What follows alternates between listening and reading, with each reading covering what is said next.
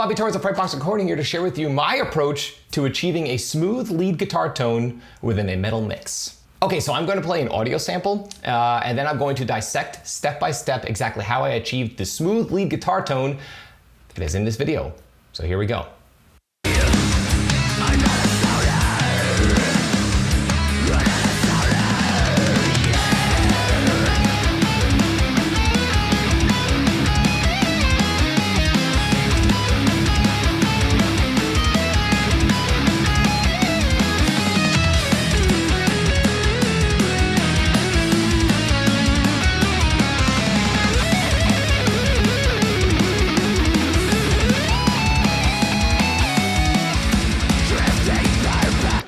So as you can tell, the lead guitar, it stood out above the rest of the mix, but it didn't get mushed up with the drums or the rhythm guitars or the bass. And there's a specific reason why. Also, if you noticed, a lot of the shreddies had a nice smooth tone to it, okay? And the way I achieved that is actually through gain staging. And what I mean by gain staging is before I hit the amp, I used an extra boost just to smooth out a lot of the faster picking. A lot of people skip this step and they either crank the gain on their head too much, or they use super duper hot pickups, and in reality it's just not necessary.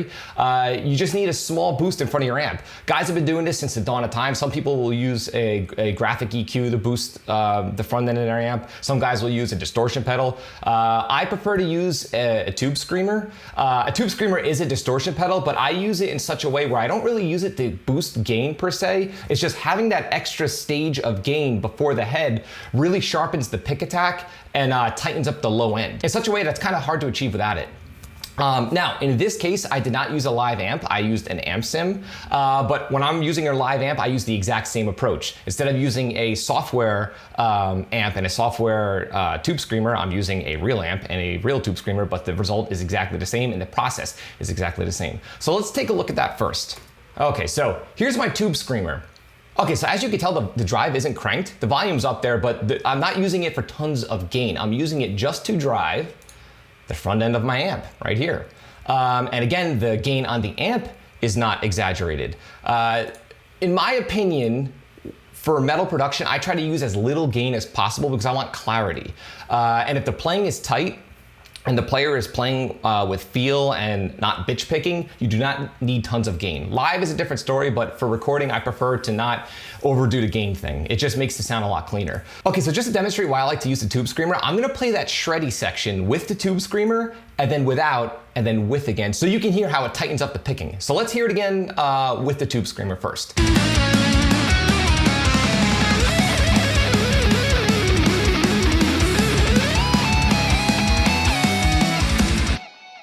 Okay, you can hear how it's super duper fluid sounding, right? Now I'm gonna bypass that tube screamer.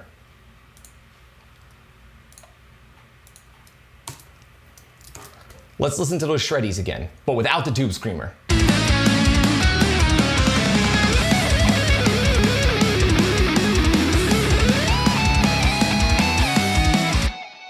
Now, even though that will work, the low end is slightly flubby in my opinion. I want it to be a little tighter in general, especially when the guitar player picks a little lighter. So that's why I use a tube screamer, and it's just a great tool to have in your toolbox. If you're recording super fast, technical, shreddy stuff, I highly recommend it. Okay, so next in the chain, my approach to EQing lead guitars. Let's take a look at this. Okay, so here's my lead guitar EQ.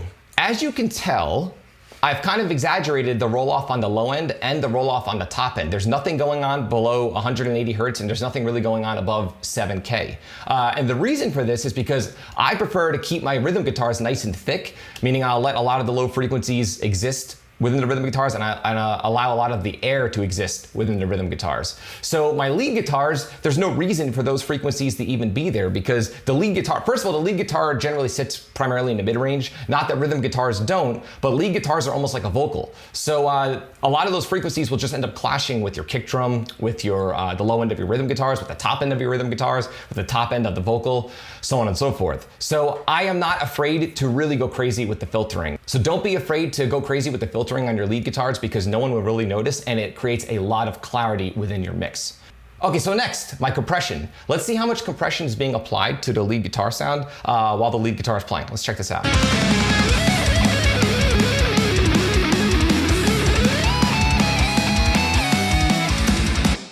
Okay, so as you could tell, only about a dB or two of compression. I'm only doing it just to add a little bit of color to my lead guitar sound. Again, heavily distorted guitar tones are already compressed naturally, so you don't have to use a compressor so much to control dynamic range.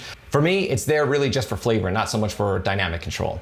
The other thing I want to mention is if you're using a live amp, mic placement is extremely important, okay? If you're too close to the center of the cone, your tone will be too bright. If you're too far toward the edge of the cone, your tone will be too dull. Also, if the microphone is too far away, your sound will not be focused enough. If your microphone is too close, your sound will be too boxy. Now, it takes experimentation. Everyone has their own preference in terms of mic placement. I know I do. I really enjoy the process of finding the right mic placement on a speaker, but I'm nuts.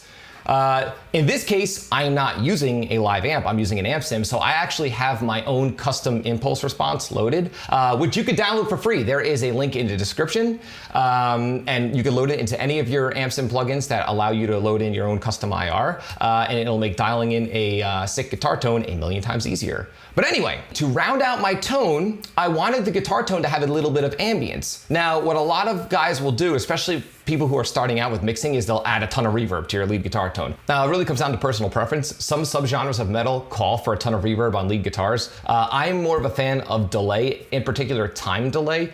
So I'm gonna play the example once more and see if you could spot the ambience that's happening around the lead guitar. Let's check this out.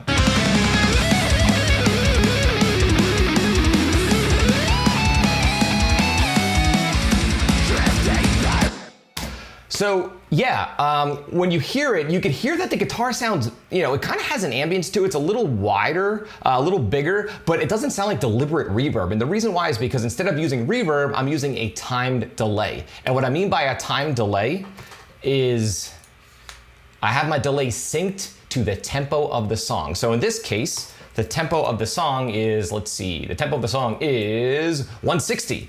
So all of those delays are happening at 160 BPM, which helps it sit perfectly within the context of the mix. So again, it's adding ambience and depth without it sounding like a cheesy reverb effect. Not that reverb is bad, it's just stylistically for this production, I wanted the lead guitar to have an ambience, but again, I didn't want it to sound like it was in a cave, if that makes sense. Okay, so that's my general approach to achieving a smooth lead guitar tone within a metal production. Again, some form of tube screamer to hit the front end of the amp, a solid impulse response or solid mic placement, heavy filtering on the low end and high end, subtle compression, and a time delay.